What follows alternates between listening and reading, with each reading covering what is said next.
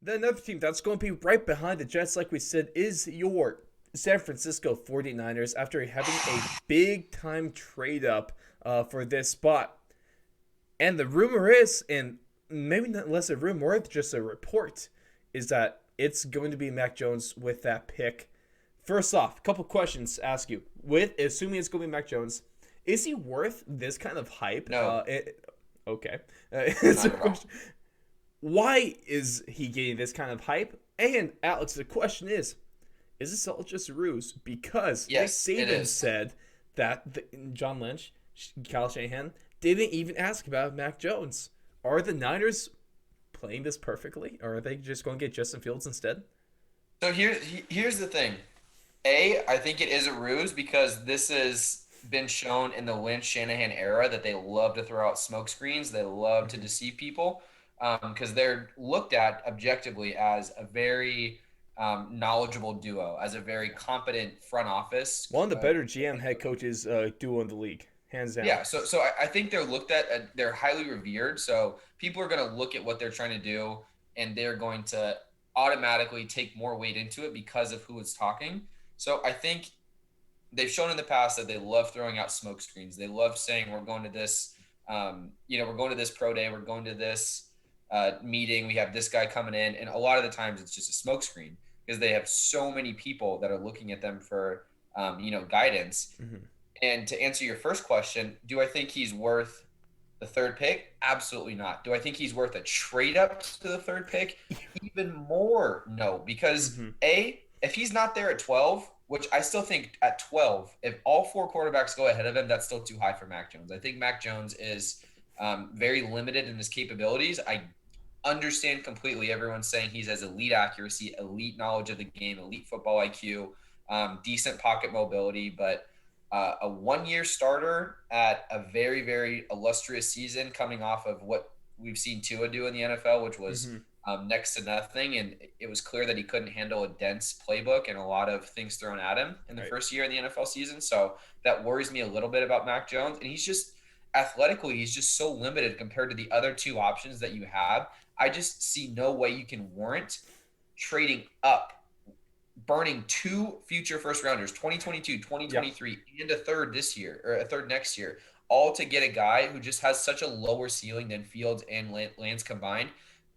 I mean, I would be shocked, devastated, and completely perplexed if they made this move to get Mac Jones. And the biggest issue that I'm having right now is I can handle all the media and all the mock drafts having Mac Jones go to three because I can see it as a smokescreen. Mm-hmm. What really is bothering me is Vegas right now is really leaning into this Mac Jones at three. They have it at like minus 250 odds, meaning he's about Hey, bet Justin 70. Fields then is what you're saying, right? It sucks. It's like Vegas is almost never wrong with this stuff, and they're completely leaning into all this, and it's worrying the crap out of me because if we get Mac Jones and we had to pay that kind of price, it's I just don't understand. Like you could have easily just gone out and traded for Kirk Cousins and Yeah. maybe had a first, maybe a couple Sam Darnold picks, Mm-hmm. all those things. You just could have done so many different things. If Mac Jones is your target, I just don't understand how you can warrant moving up 9 spots to get him there. What this is kind of worrying to me, to be honest, because Mac Jones, nah, he's okay. Solid quarterback. Solid quarterback. If you give him the second round, that's great value. If you give him top three over guys like Trey Lance, over other guys, like Justin Fields, I I don't understand it, man. Disaster. What this is seeming kind of shaping to be. Let's throw it back to April 14th, 2016, before this draft, because that is when the Rams traded everything for the second overall pick in the draft for Jared Goff. They traded everything: two first round picks, two second round picks, a third round pick, a 2017 first round pick, and a 2017 third round pick to the Titans, and that was for number one overall. Um, still,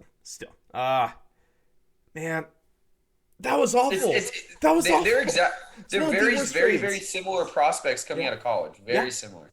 one of the worst trades that has gone down by far in recent history. And especially if we'll take a look later when we get to the buy or sell segment, when we talk about top three draft pick and quarterbacks, it's not looking good. The history is not there, and Mac Jones just is not there. If they trade up and get Justin Fields, cool, but I don't I mean, like the move. also just to bolster that point even Yeah, more, look at I mean, in that same draft, that 2016 draft, two different teams traded up for quarterbacks, and you get Carson Carson Wentz. Wentz and Jared Goff. When you look at Jared Goff, so Jared Goff and Carson Wentz, I would say throughout their careers, they probably had very similar team success Mm-hmm. through their first 4 years. Carson Wentz's ceiling was a little higher and his Mm-hmm. floor was a little lower. But if you look at just what did they have to trade or what did they get in return for these two quarterbacks?